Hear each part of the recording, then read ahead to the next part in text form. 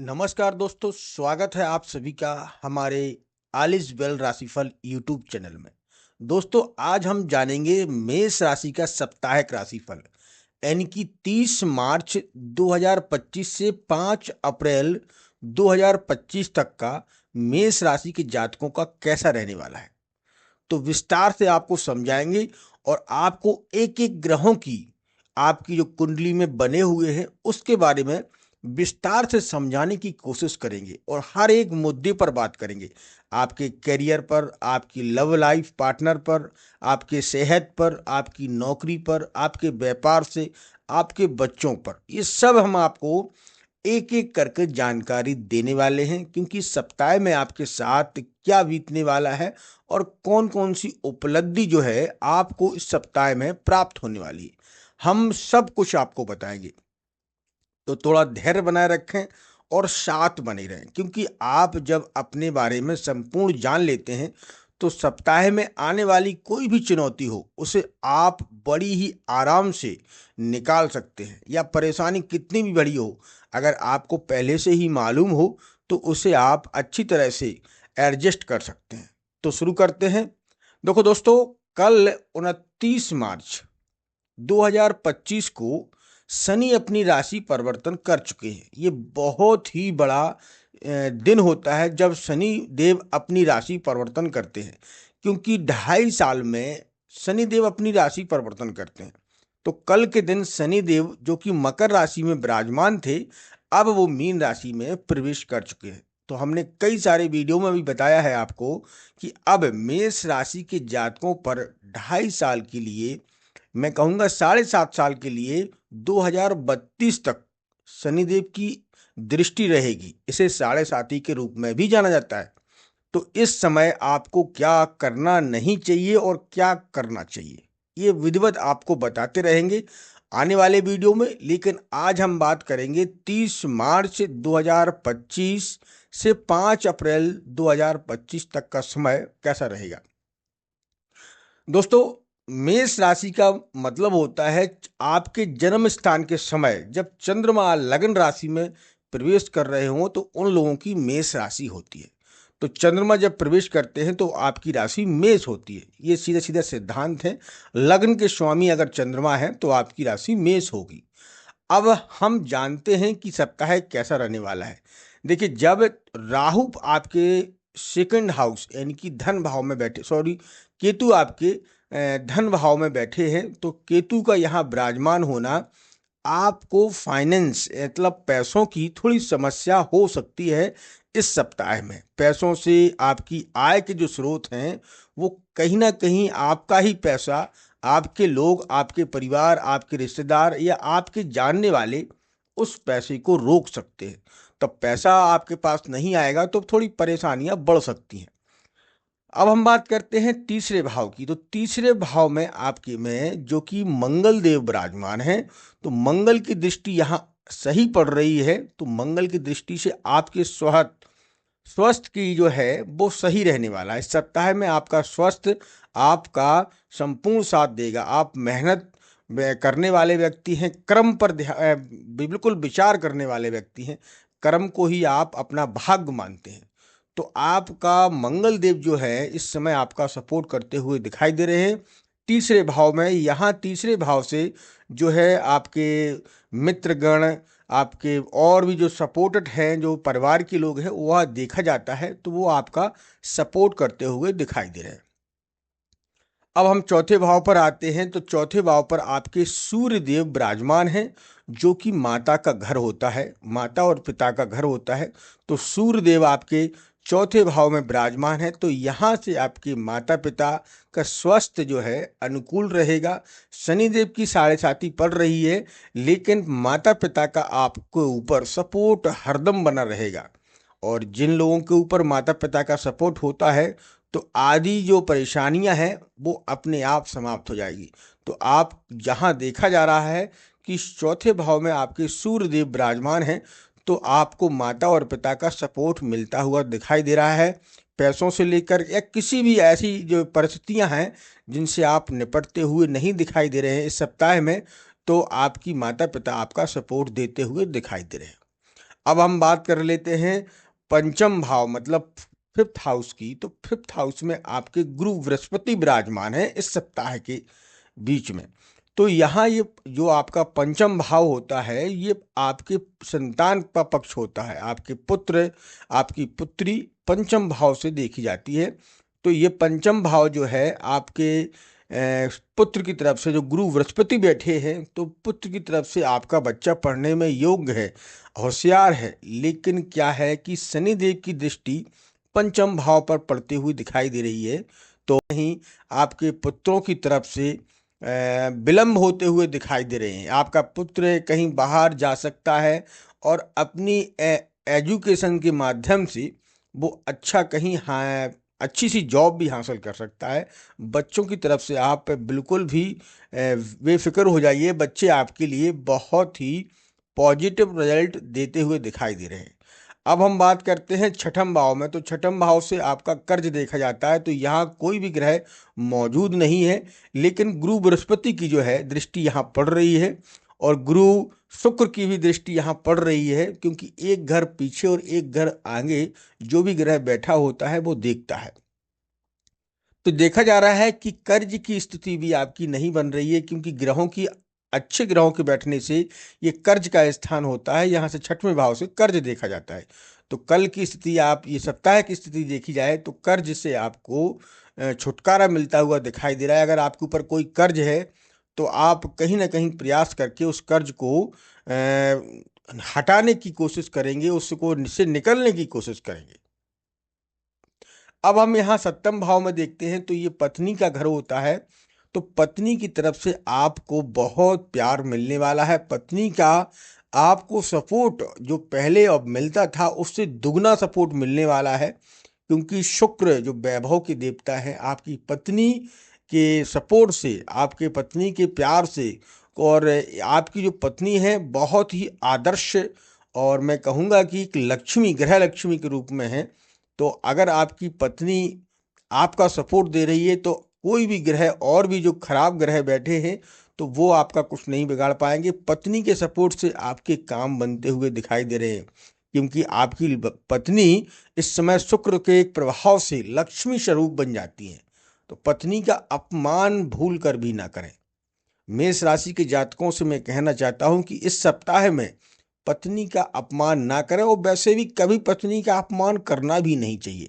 अगर जो व्यक्ति पत्नी का अपमान करते हैं तो आप मानकर चलिए कि आप अपने घर से सुख संपदा को बहुत दूर कर रहे हैं, क्योंकि पत्नियों को लक्ष्मी का स्वरूप माना गया है और उनका सत्कार करना चाहिए, उनका आदर करना चाहिए। अब हम देखते हैं अष्टम भाव में। तो अष्टम भाव में आपके राहु विराजमान है। तो यहाँ जो आपकी आयु का ग्रह है अष्टम भाव, तो यहाँ से आपकी आयु देखी जाती। तो अष्टम भाव में राहु विराजमान है। तो राहु कहीं ना कहीं आपके किसी अंग में दर्द देते हुए दिखाई दे रहे हैं। अचानक से आपको दर्द महसूस होगा, डॉक्टर की सलाह लें, क्योंकि अचानक राहु जो चीज करता है आपको पता ही नहीं चलेगा कि आप रात में लेटेंगे और सुबह देखेंगे कि आपकी गर्दन में दर्द है, आपके पैरों में दर्द है, हाथ पैरों में दर्द है, टूटन से हो रहा है। तो ये राहु का प्रकोप रहता है। तो अष्टम भाव में जब राहु विराजमान होते हैं तो अचानक कुछ ना कुछ तकलीफ देते रहते हैं। तो इस सप्ताह में मैं जहाँ तक आपके जो रिसर्च करके देखा है मेष राशि के जातकों को, तो कहीं ना कहीं आपको साप्ताहिक कष्ट जो है, शारीरिक कष्ट हो सकते हैं। कहीं आपकी उंगली में दर्द हो सकता है, सिर में दर्द हो सकता है, या पैरों में, हाथ पैरों में दर्द हो सकता है, या घुटनों में, ऐसा कुछ बना रहेगा, कुछ ना कुछ दर्द जरूर रहेगा। अब हम देखते हैं आपके नवम भाव में कोई ग्रह नहीं है। तो भाग्य का मैंने आपको बताया, शनिदेव की आप पर 6.5 चल रही है। तो नवम भाव भाग्य का घर होता है। राहु अब आपके अष्टम घर में बैठे हैं। तो यहाँ आप जितनी मेहनत करेंगे उतना ही फल प्राप्त करेंगे। मतलब कहने का है, भाग्य का सपोर्ट आपको 20% मिलता हुआ दिखाई दे रहा है। अगर आप 80% मेहनत करेंगे तभी आपको 20% आपका भाग्य का सपोर्ट मिलेगा। अगर आप घर में हाथ पर हाथ रख कर बैठ जाएंगे और चिंतन करने लगेंगे तो आप ये मानकर चलिए कि मुसीबतों को और अपने घर में आप बुलावा दे रहे हैं, मुसीबतें और दौड़कर आपके घर में आएंगी। इस बात का विशेषकर ध्यान रखना कि आपको मेहनत कर्म पर विश्वास करना है, कर्म करते रहना है, तो आपकी सप्ताह में बहुत ही अच्छे योग बनते रहेंगे। दसम भाव में देखते हैं तो दसम भाव में आपके बुध देव विराजमान हैं, जो कि बुद्धि और व्यापार के देवता हैं। बुध आपके 10वें भाव में बैठे हैं, तो यह ग्रह आपको अनुकूल असर देता हुआ दिखाई दे रहा है। अगर जो व्यक्ति मेष राशि के जातक जो व्यापार कर रहे हैं, बिजनेस करते हैं या नौकरी करते हैं, तो यहाँ जो बुध देव हैं, यहाँ इनकी युक्ति बहुत अच्छी बनती हुई दिखाई दे रही है। तो मेष राशि वालों को इस सप्ताह में आपके बहुत व्यापार के माध्यम से देखा जाए या नौकरी के माध्यम से देखा जाए तो अच्छे अवसर प्राप्त होते हुए दिखाई दे रहे हैं। लेकिन मेहनत राहु आपसे करवा कर मानेगा, तभी आपको फल देगा। अगर आप आलस्य में अगर थोड़ा दिन बर्बाद कर लेंगे तो फिर आपको फल नहीं मिलेगा।